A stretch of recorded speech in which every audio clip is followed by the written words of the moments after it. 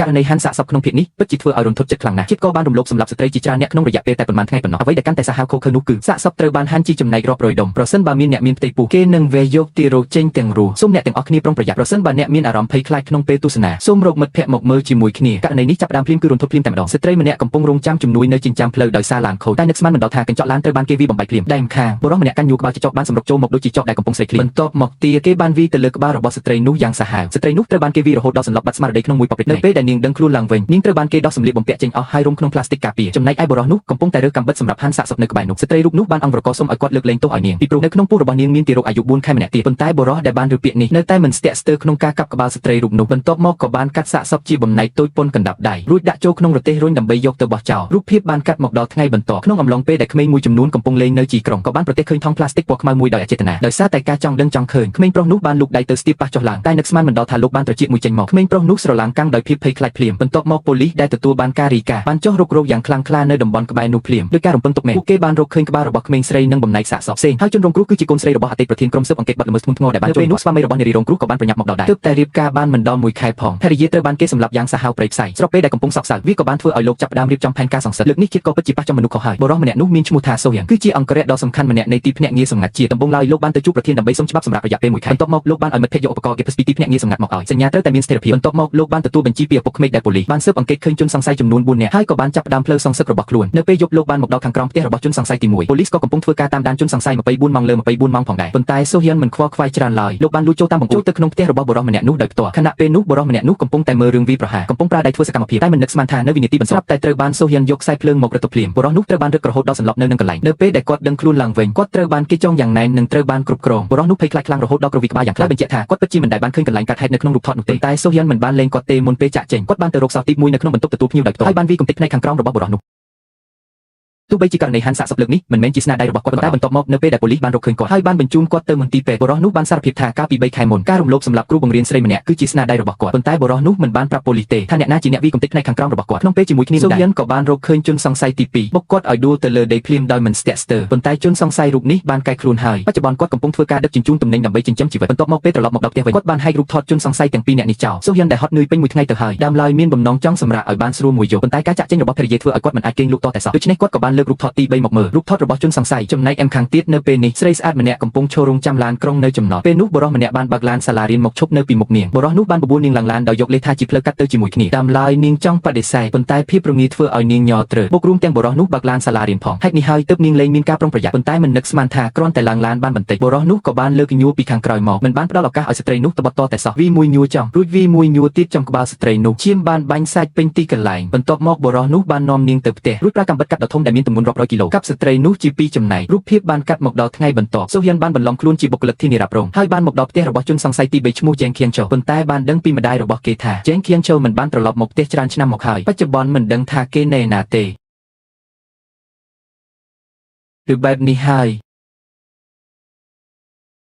ើយសូហៀនក៏បានដើរចេញមកក្រៅផ្ទះហើយបានរកឃើញកូនប្រុសរបស់គាត់ជាចុងក្រោយតាមរយៈសម្ដីរបស់ណាំហែគាត់ទទួលបានអាសយដ្ឋានរបស់ជេងខៀងជូប៉ុន្តែនៅពេលនោះក្នុងផ្ទះគ្មានមនុស្សស្នាក់នៅឡើយនៅពេលនោះទូដែលចាក់សោនៅក្បែរនោះបានតាក់ទាញចំណាប់អារម្មណ៍របស់សូហៀនបន្ទាប់ពីកោះវាចេញក៏បានរកឃើញថាខាងក្នុងតែជាខោអាវក្នុងនិងកាបូបយួរដៃគ្រប់ប្រភេទនៅទីធ្លាខាងក្រោយវិញកាន់តែពោពេញដោយស្នាមឈាមពេញដីទោះជាយ៉ាងណាពេលដែលសូហៀនទើបតែដើរចូលទៅបានពី3ជំហានក៏បានរកឃើញចិញ្ចៀនអាពាហ៍ពិពាហ៍របស់ភរិយានៅក្នុងលោកនៅក្នុងរង្វង់ចិញ្ចៀនមានឆ្លាក់ឈ្មោះភរិយាគាត់ទៀតតាមពិតទៅកាលពីមុននេះបន្តិចនៅពេលដែលជេងខៀងជូកំពុងកាត់សាកសពគាត់បានធ្វើឲ្យចិញ្ចៀនរបូតចេញពីម្រាមដៃដោយអចេតនានៅពេលឃើញចិញ្ចៀនសូហៀនក៏ស្រក់ទឹកភ្នែកភ្លាមការសងសឹកនៅក្នុងចិត្តបានផ្ទុះឡើងនៅខណៈពេលនេះបន្ទាប់មកជេងខៀងជូបានដឹកសិស្សមួយឡាននៅសាលារៀនការងាររបស់គាត់គឺជាអ្នកបើកបរនៅក្នុងសាលារៀនសម្លឹងមើលសិស្សស្រីនៅជួរក្រោយជេងខៀងជូបង្ហាញស្នាមញឹមដ៏អាក្រក់ប៉ុន្តែគាត់មិនបានដឹងថាបានសូហៀនដាក់ឧបករណ៍តាមដានរួចជាស្រេចហើយសុបិនអាក្រក់របស់គាត់ធៀបនឹងមកដល់ហើយក្នុងពេលជាមួយគ្នានោះប៉ូលីសតាមរយៈការស៊ើបអង្កេតក៏បានរកឃើញសាលាបង្រៀនគួរដែលជេងនៅប៉ុន្តែជេងបានជូនសិស្សចេញទៅបាត់ទៅហើយដូច្នេះប៉ូលីសក៏ឲ្យនាយកសាលាទេទៅកាន់គាត់ប៉ុន្តែនៅពេលឃើញលេខដែលទេមកជេងហាក់ដូចជាដឹងពីគ្រោះថ្នាក់ហេតុនេះហើយគាត់ក៏មិនបានលើកទូរស័ព្ទដែរបែរជាសម្លឹងទៅកាន់សិស្សស្រីម្នាក់នៅជួរក្រោយគេដែលកំពុងគេងលក់យ៉ាងស្កប់ស្កល់បន្ទាប់មកគាត់បានចាប់ចង់ក្មេងស្រីនោះទៅកាន់រោងដាំដុះនៅជីក្រុងជាយ៉ាងណាក៏ដោយដែលគាត់រៀបនឹងធ្វើរឿងមិនល្អលើក្មេងស្រីនោះសូហៀនបានរកឃើញទីនេះតាមរយៈទីតាំងរបស់ឡានជេងដែលបានរៀបសម្លេងពីខាងក្រៅបានបញ្ឈប់សកម្មភាពរបស់ខ្លួនបន្ទាប់ពីបើកភ្លើងទាំងអស់រួចសូហៀនបានមកឈរនៅមាត់ទ្វាររោងនោះបាត់ទៅហើយជេងមិនខ្វល់ថាអ្នកដែលមកនោះជាប៉ូលីសឬអត់ទេក៏កាន់កណ្ដៀវស្ទុះទៅរកភ្លាមតែម្ដងប៉ុន្តែមនុស្សដែលប្រើតែកម្លាំងបាយអាចខ្លាចជាគូប្រកួតរបស់ប្រធានក្រុមសន្តិសុខបានយ៉ាងដូចនេះសូហៀនវីគេដូចជាហាន់បន្លែអញ្ចឹងចុងក្រោយក៏ប្រែស្កុតបិទជាប់តតែម្ដងខ្ទប់ដង្ហើមជេងខៀងជូរហូតដល់សន្លប់បាត់ស្មារតីបន្ទាប់មកក៏ចាប់ក្បាលរបស់គេបោកទៅនឹងធ្មឺនៅក្បែរនោះម្ដងហើយម្ដងទៀតនៅពេលដែលរៀបនឹងផ្ដល់ការវាយប្រហារចុងក្រោយឲ្យគេសូ សូហ៊ានក៏បានបញ្ឈប់សកម្មភាពរបស់ខ្លួនគេមិនចង់ឲ្យយ៉េងឃៀងឈូស្លាប់បែបនេះឡើយសូហ៊ានចង់ធ្វើទារុណកម្មគេយឺតដូច្នេះហើយក៏បានយកគ្រាប់ថ្នាំកំណត់ទីតាំងចូលទៅក្នុងមាត់របស់គេបន្ទាប់មកក៏ប្រើទឹកដោះគោបញ្ច្រកឲ្យលេបចូលទៅប៉ុន្តែនៅពេលដែលហ៊ីបនឹងចាក់ក៏បានឃើញក្មេងស្រីម្នាក់កំពុងញ័រត្រើតនៅក្នុងជ្រុងខាងដោយសារតែខឹងខ្លាំងពេកសូហ៊ានក៏បានជន់បំបាក់ក្តីរបស់គេតែម្ដងបន្ទាប់មកនៅពេលដែលគេដឹងខ្លួនពីការសន្លប់អ្នកទាំងពីរបានបាត់ខ្លួនដោយគ្មានស្រមោលទៅហើយសូហ៊ានថែមទាំងបានទុកប្រាក់ថ្លៃព្យាបាលមួយចំនួនឲ្យគេទៀតផងទង្វើនេះបានធ្វើឲ្យយ៉េងឃៀងឈូស្រឡាំងកាំងយ៉ាងខ្លាំងបន្ទាប់ពីចេញពីផ្ទះកញ្ចក់គាត់បានហៅរថយន្តតាក់ស៊ីមួយគ្រឿងនៅផ្លូវបំបីប៉ុន្តែពេលនេះយ៉េងជេងមិនដឹងទេថារាល់សកម្មភាពរបស់គាត់កំពុងត្រូវបានតាមដានដោយសូហ៊ានហើយគ្រាប់ថ្នាំតាមដាននោះក៏អាចស្ដាប់ឬសំឡេងគាត់និយាយផងដែរខណៈពេលនោះយ៉េងជេងដែលកំពុងអង្គុយក្នុងឡានបានចាប់អារម្មណ៍ថាមានអ្វីមិនប្រក្រតីគាត់បានឃើញរូបថតកាត់ការងាររបស់អ្នកបើកបរមិនមែនជាបុរសដែលកំពុងបើកបរនោះទេដូច្នេះយ៉េងជេងគិតថាអ្នកទាំងពីរនេះប្រហែលជាចោរប្លន់ហើយអ្នកបើកបរពិតប្រាកដប្រហែលជាត្រូវបានគេសម្លាប់បាត់ទៅហើយដូច្នេះយ៉េងជេងបានសម្រេចចិត្តវាយប្រហារមុនយ៉ាងលឿននឹងយ៉េងដែលសាហាវខូខើបានចាក់អ្នកទាំងពីរនោះឡើងសុសសាច់តែម្ដងចុងក្រោយរថយន្តបានបុកនឹងរបាំងការពារនៅចិញ្ចើមផ្លូវហើយក៏ឈប់ទៅពិតជាដូចអ្វីដែលយ៉េងបានស្មានទុកមែនអ្នកបើកបរពិតប្រាកដត្រូវបានមនុស្សពីរនាក់សម្លាប់ចោលក្នុងក្លឹបឡានបាត់ទៅហើយពេលនោះគាត់បានឃើញសម្លៀកបំពាក់ស្អាតនៅក្នុងកាបូបរួចក៏យកសាកសពទៅបោះចោលនៅមាត់ទន្លេបន្ទាប់មកក៏បដូរសម្លៀកបំពាក់ហើយទៅកាន់គ្លីនិកមួយប៉ុន្តែនៅពេលហ៊ីបនឹងចាក់ចេញអាសត្វត្រឆាននេះបែរជាចាប់ចិត្តលើគិលានុបដ្ឋាយិកានៅបញ្ចុះខាងដើមឡើយស្មានថាគេបង់លុយរួចនឹងចាក់ចេញទៅតែនឹកស្មានមិនដល់ថានៅពេលគិលានុបដ្ឋាយិកម្មយកឆ្នាំនៅបន្ទប់យ៉េងកំពុងអង្គុយនៅពីក្រោយដោយទឹកមុខដ៏ថប់ទាបគេបានបង្ខំឲ្យក្មេងស្រីនោះដោះសម្លៀកបំពាក់ក្មេងស្រីដែលបានរើបែបនេះភ័យខ្លាចរហូតដល់ញ័រខ្លួនទ្រើដោយឃើញថាក្មេងស្រីមិនមានប្រតិកម្មអ្វីសោះយ៉េង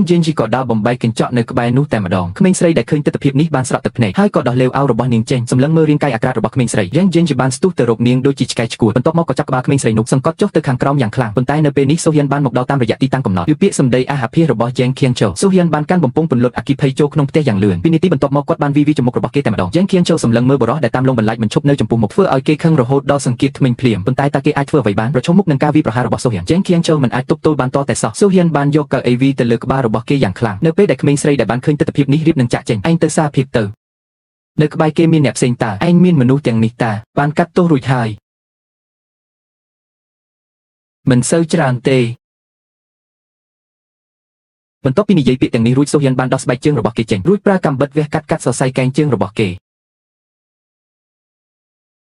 យ៉េងឃៀងឈូស្រែកឈឺចាប់យ៉ាងខ្លាំងភ្លាមប៉ុន្តែនេះគ្រាន់តែជាការចាប់ផ្ដើមប៉ុណ្ណោះបន្ទាប់មកស៊ូស៊ុនបានបោះគាត់ចោលនៅជីក្រុងចាងខ្ជុងឈូដែលបានដឹងខ្លួនឡើងបានវាចេញពីឡានដូចជាសាច់ឆ្កែការលេចមុខភ្លាមជាច្រើនលើកច្រើនសាររបស់ស៊ូស៊ុនធ្វើឲ្យចាងខ្ជុងឈូឆ្ងល់ថាតើគាត់ត្រូវបានគេដាក់ឧបករណ៍តាមដានឬយ៉ាងណាដូច្នេះគាត់ក៏បានស្វែងរកយ៉ាងយកចិត្តទុកដាក់លើខ្លួនប្រាណនៅក្នុងឡានប៉ុន្តែតើគាត់អាចរកវាឃើញដោយរបៀបណាឧបករណ៍តាមដានគឺនៅក្នុងពួកឯណោះឆ្នាំគ្រាប់ប្រភេទនេះមិនត្រឹមតែអាចតាមដានទីតាំងនិងការសន្ទនាបានភ្លាមនោះទេអ្វីដែលសំខាន់បំផុតនោះគឺវាធ្វើឲ្យអ្នកដែលលេបវាចូលទៅមានអាការៈមិនអាចបន្តបងចេញមកបានតតែពេលវេលាក៏ឈានចូលមកដល់ពេលយប់យ៉ាងលឿនដោយឃើញថាធុងសាំងចិត្តអស់ហើយចាងខ្ជុងឈូបានយកទូនវីសមួយត្រៀមនឹងប្លន់យកឡានមួយគ្រឿងទៀតតែនឹកស្មានមិនដល់ថាបែរជាទៅគាត់ឡានយោធីពីរគ្រឿងទៅពេលឃើញទីហ៊ានម្នាក់កាន់កាំភ្លើងវែងនៅលើឡានចាងខ្ជុងឈូក៏ស្រឡាំងកាំងភ្លាមដោយគ្មានជំរឿផ្សេងគាត់ក៏បានទៅរកមិត្តចាស់របស់គាត់ខណៈពេលនោះបុរសម្នាក់នោះកំពុងដុតខោអាវរបស់ជនរងគ្រោះម្នាក់នេះសាហាវជាងយ៉េងទៅទៀតគេសម្លាប់មនុស្សហើយមិនបោះសាកសពចោលទេសាច់ដែលឆ្ងាញ់គេទុកហូបខ្លួនឯងចំណែកឆ្អឹងគឺទុកឲ្យឆ្កែប្រមាញ់ដែលគេចិញ្ចឹមគ្រាន់តែជួបគ្នាភ្លាមបុរសម្នាក់នោះក៏សើចចំអកឲ្យយ៉េងដែលត្រូវបានគេលេងសាច់ដាក់ការសន្ទនារបស់អ្នកទាំងពីរអំពីចំនួនស្ត្រីរងគ្រោះដែលពួកគេបានត្រូវបានសូហ៊ានឬយ៉ាងច្បាស់ការប្រៀបធៀបពួកគេទៅនឹងសត្វធាតុគឺហាក់ដូចជាកំពុងប្រមាថសត្វធាតុទៅវិញទេបន្ទាប់ពីហូបបាយរួចបុរសម្នាក់នោះក៏បានដើរទៅបន្ទប់ក្រោមដីនៅក្នុងបន្ទប់ក្រោមដីនោះសុទ្ធតែជាស្ត្រីដែលបានបាត់ខ្លួនបន្ទាប់មកគេក៏បានដាក់ស្ត្រីម្នាក់នៅលើជញ្ជាំងត្រៀមនឹងធ្វើជាអាហារពេលព្រឹកសម្រាប់ថ្ងៃស្អែកប៉ុន្តែនៅពេលដែលគេរៀបនឹងធ្វើសកម្មភាពស្រាប់តែមានសម្លេងអ្វីម្យ៉ាងនៅមាត់ទ្វារនៅពេលដែលបុរសម្នាក់នោះពិនិត្យរួចហើយងាកមកវិញស្ត្រីម្នាក់នោះបានបាត់ខ្លួនដោយគ្មានដានហើយសូហ៊ានក៏បានបង្ហាញខ្លួននៅចំពោះមុខគេសម្លឹងមើលពួកអាសត្វត្រឆានទាំងនេះសូហ៊ានវីតបយ៉ាងចាស់ដៃតែម្ដងអ